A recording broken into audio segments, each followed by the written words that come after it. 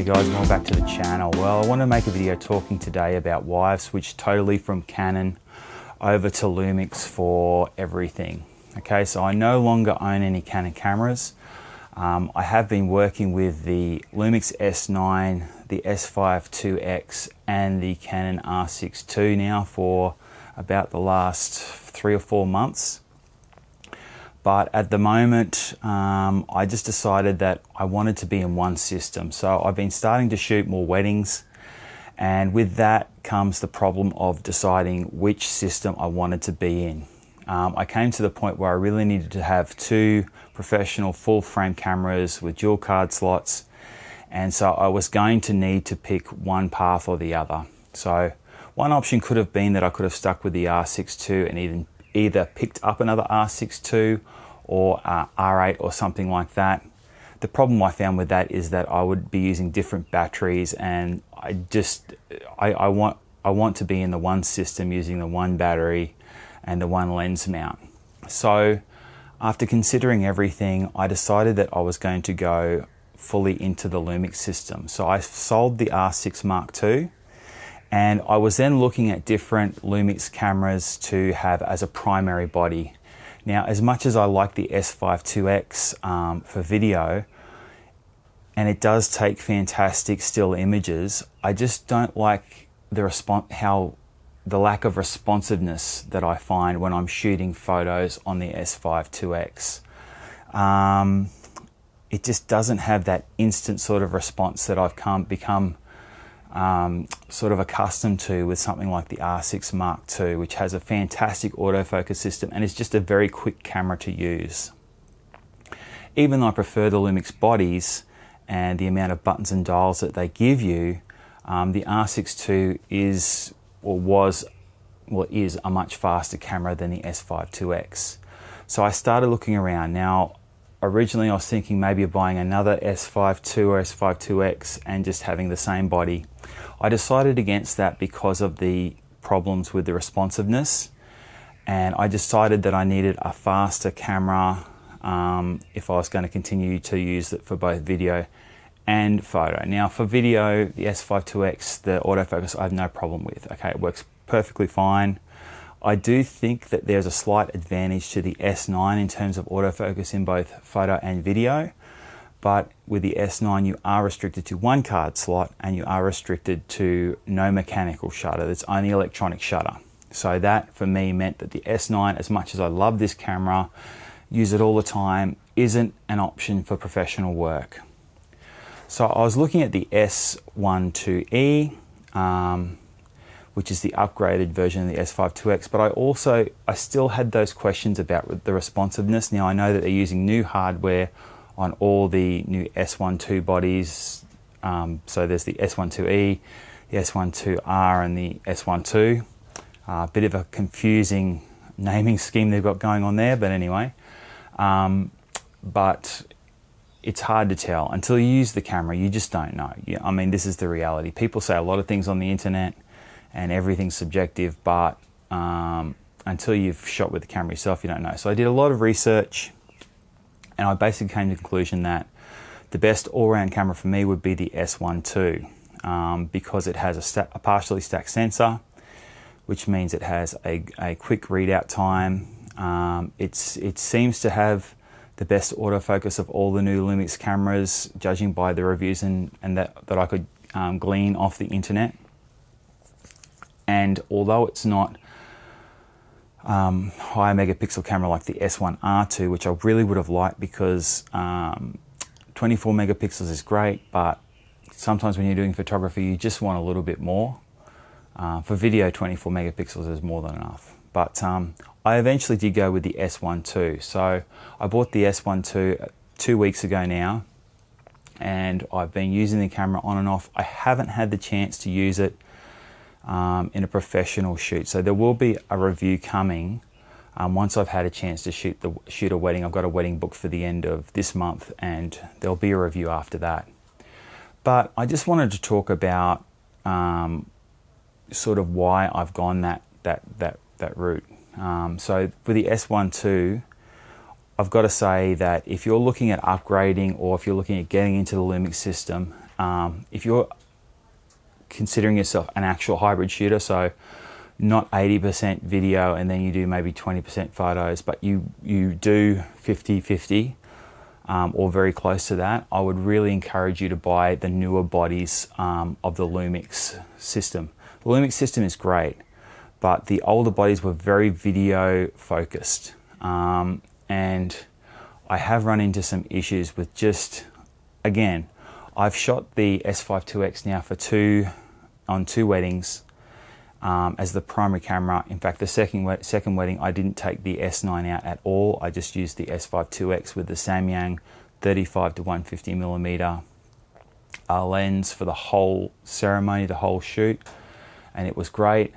But I did find myself struggling a little bit in those moments where you just want to really quickly capture something. So moving on to the S1 II, has it solved my problems? It really has. It's just a much faster camera. They've upgraded the hardware in the S1 II bodies, and this really shows. Now, I had no problem with the viewfinder on the S5 IIX. I thought it was fine. It was equivalent to the viewfinder that was on my R6 Mark II. In fact, I think it was a bit better. I preferred the color rendition and just the picture quality of the S5 IIX over the R6 Mark II viewfinder. But since going to the S1 II, I've got to say it's night and day. Now when I go back and I shoot on the S5 IIX, it looks, I mean, it's not terrible picture quality, but I don't love using the viewfinder on the S5 IIX now after going up to the higher resolution viewfinder of the S1 II. So that's great. The body design is good. I love the tilty flippy screen. It's fantastic. It really does help both for photo and for video. I think going forward, if I was going to buy another camera, I would only buy a camera that has that tilty flippy screen. Because it's just so much more useful in pretty much everything you do. Filming yourself, it's useful. Filming other people, it's useful. Doing video, it's useful. Doing photo, it's useful. It's just better all around. I love being able to flip it out, point it down, and then hold the camera down the way I do when I'm doing video, and not be worrying about the screen flipping out to the side. Yeah, it really is a quality of life improvement.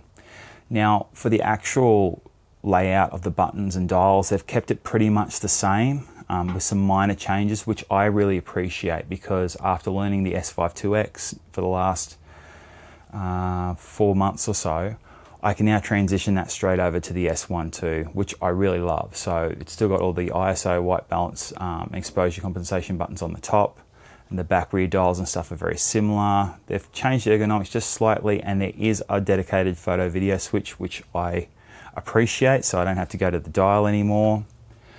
And just all in all, it's a better experience. But I will say the one thing, I don't really love the new grip on the new cameras, on the new bodies.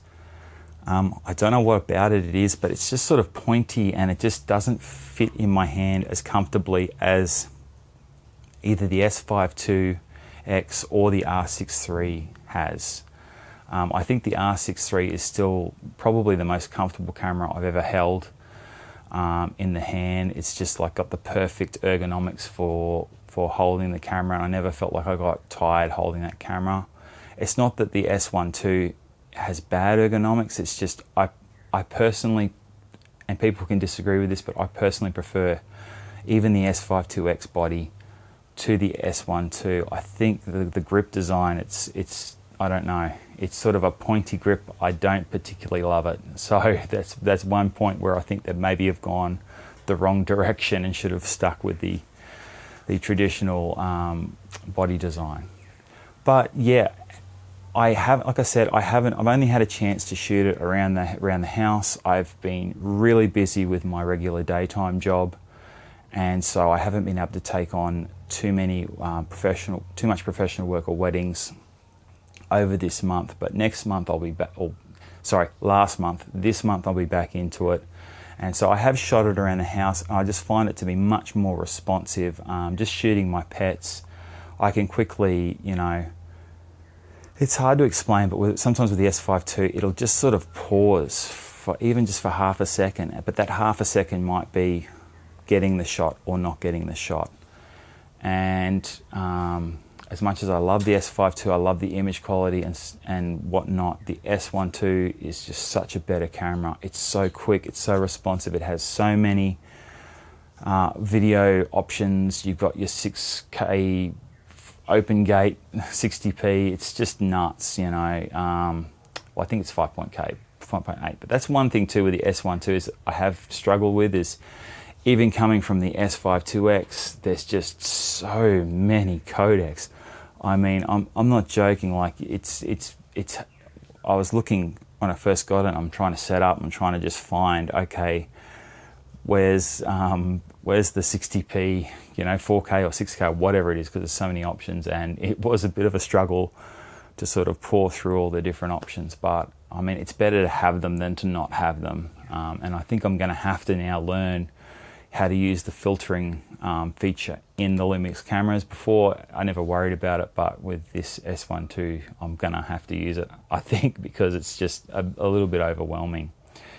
So for me, I feel happier now because I'm in one system. I've got tons of batteries for the Lumix now. I've got the same lens mount across all of them. I still have my EF glass. I'm still on the fence about whether I'm going to sell off most of those lenses, some of those lenses, or keep them and try to go totally Lumix. I do have a fair number of Lumix lenses at this point. So I have the 28 to 70 Sigma. I have the Samyang 35 to 150 2 to 2.8. That's going to be my primary lens for professional work. I also have the 20 to 60 kit lens, the 3.5 to, I want to say 5.6, but I think it might not even be that high, I'm not sure. I think it's 5.6. And I also have the Lumix 50mm 1.8 prime. And the main advantage with the Lumix lenses I found, especially the native ones, is just how light they are. They're all weather sealed, all the Lumix made lenses.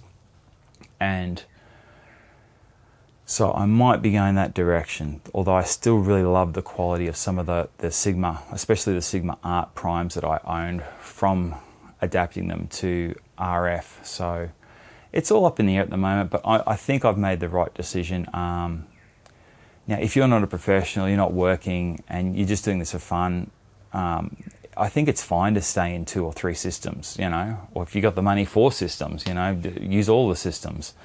But the reality is when you need to have 2 professional bodies, it doesn't make sense to then have to double up on batteries, lenses, and when you're going to a job, personally, I want to bring the least amount of gear that I have to, because you're going to have to bring spare batteries, you're going to have to bring spare cards, you're going to have to bring a spare body. So to me, it makes more sense to go this direction. But I've really loved my time shooting Canon. I think a lot of people are excited about the R6 Mark III, and so am I. I mean, if I was going to stay in Canon, I might even have looked to spend the money and upgrade to the R6 Mark III, keep the R6 II. For me personally, as I do more video work, I just don't like the IBIS in the Canon cameras, and I don't really want to have to use a gimbal. I just know myself and the way I work, and I just don't want to have to use a gimbal. So for me, the Lumix cameras provide the best balance of features and functionality. But it might be different for other people. And I know people are very excited about the C50 and the R6 Mark III, as well they should be. It's good to see Canon finally stepping up their game. Let's hope that they continue along those paths. But this is just sort of a weird rant from me. It isn't a review of anything, but I just wanted to get on and just talk about what's been happening with me, because it's been a crazy time. My regular work has been quite busy, so I haven't had as much time to devote to this side of things and talking about where my head is and moving things. But I have moved totally away from Canon, so I have some Canon lenses and I have some adapters, and the lenses I might keep, the adapters I'm probably going to be selling off over the next couple of weeks or so, or at least listing them, because there's not much point in keeping them now. I can't see myself going back to Canon for another body. I'm pretty happy with the S1 II, the image quality. It definitely has more dynamic range than the R6 Mark II, like significantly more. Probably maybe just less than the S5 IIX, but it would be hard to go back, and that's one big question I have about the R6 Mark III is the dynamic range, because the one thing that I really noticed when going from Canon to Lumix was just how much better the dynamic range was. Even in photo, that's the one thing that's really made me switch, I think, because I expected the dynamic range to be better in video because of Vlog versus C-Log 3, but the one thing that really got me was when I was taking photos with the S5 IIX, and it was visibly different. You know, I could see a visible difference in the image quality and the dynamic range, and that sort of really shocked me. So I'm going this route. Other people might stick with Canon. I know I was looking at moving to Sony in this whole period of things, maybe selling everything, going to Sony or Nikon. But for me, it didn't make sense. But I'm happy with the direction I've gone. I'm really happy with the S1 II. I think it's a really good balanced photography and video camera, and can do both professionally, whereas the S5 IIX is sort of a 70-80% video camera and 20% photo. People might get angry at me with that, but I've shot a lot of cameras over the years, and that's just my opinion. As much as I love the S5 IIX, it is not a great photo camera for fast-paced or even medium-paced situations. For landscape, for just pose portraits, it's fine, but for what I needed to do, I needed a faster, more responsive camera, and the S1 II is that camera.